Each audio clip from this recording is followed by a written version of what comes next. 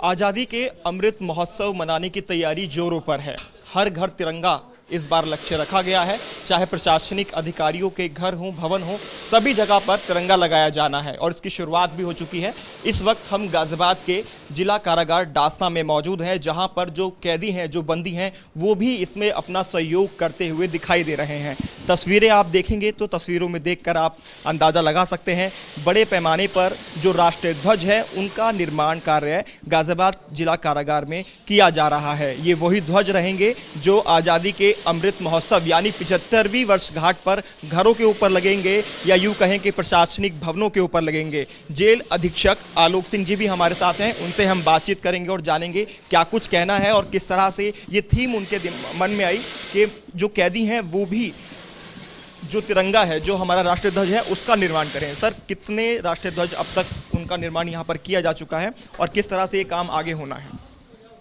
देखिए, जैसा कि आज़ादी का अमृत महोत्सव हम लोग मना रहे हैं और इसी कार्यक्रम के अंतर्गत हर घर तिरंगा का भी कार्यक्रम होना है, जो 11 से 17 के बीच में प्रत्येक आवासीय परिसर में तिरंगा का फहराया जाना है।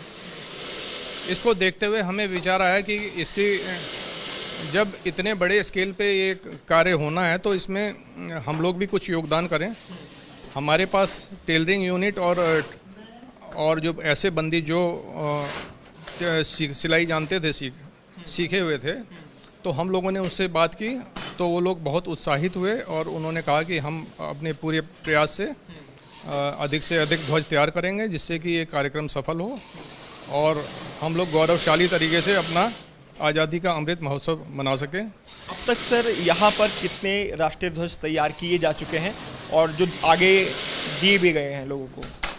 हम लोगों ने 6000 राष्ट्रीय ध्वज सप्लाई कर दिए हैं और हम लोगों का लक्ष्य है कि लगभग 15000, क्योंकि अभी 2 सप्ताह का समय शेष है, तो लगभग 400-500 ध्वज रोज़ हम तैयार करके और उसको हम लोग उपलब्ध कराएं विभिन्न संस्थाओं को, जिससे कि ये कार्यक्रम अच्छे से संपन्न हो सके। मैं चाहूँगा सर, एक राष्ट्रीय ध्वज आप हाथ में लें और दिखाएं उसकी क्वालिटी किस तरह की है और किस तरह से इसको यहाँ पर बनाया जा रहा है, किस तरह से इसका प्रशिक्षण यहाँ पर दिया गया था। क्योंकि जैसा पहले आपसे बात कर रहे थे तो बताया गया था कि एक यूनिट पहले यहाँ पर आई थी जिन्होंने बताया कि किस तरह से राष्ट्रीय ध्वज बनाना है। उसके बारे में क्या कुछ कहेंगे? देखिए, एक मेरठ में स्थित फैक्ट्री है जो राष्ट्रीय ही नहीं केवल अंतर्राष्ट्रीय ध्वज भी तैयार करती है, तो उनके प्रशिक्षकों को हमने बुलाया था यहाँ एक दिन और बंदियों को प्रशिक्षित कराया। ध्वज बनवाने की जो बारीकियाँ हैं उससे अवगत कराया गया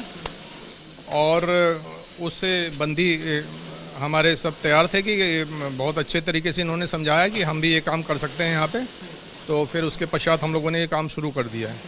यानी सभी लोग जितने भी बंदी हैं वो भी ये कहें कि जो अमृत महोत्सव है, 75वीं वर्षगांठ है आज़ादी की, उसमें कहीं ना कहीं से शामिल हो रहे हैं, चाहे वो जेल के अंदर रहकर ही क्यों ना हो। बिल्कुल, ये उनकी भी पूरी सहभागिता है और केवल इतना ही नहीं, कोरोना काल में भी बंदियों ने मास्क बना के और पीपीई किट बना के समाज की सेवा की है और अपना अस्तित्व लोगों को महसूस कराया है कि हम भी किसी से कम नहीं हैं और हम भी योगदान दे सकते हैं सामाजिक उत्थान में और अपने समाज को और बेहतर बनाने में। धन्यवाद सर बातचीत के लिए। तो ये थे हमारे साथ जेल अधीक्षक आलोक सिंह जी, जिन्होंने बताया कि किस तरह से जो बंदी हैं वो अपना योगदान दे रहे हैं अमृत महोत्सव आज़ादी की 75वीं वर्षगांठ मनाने में। वीडियो जर्नलिस्ट स्मिथ के साथ Himanshu Sharma, News State, Ghaziabad Dasna jail.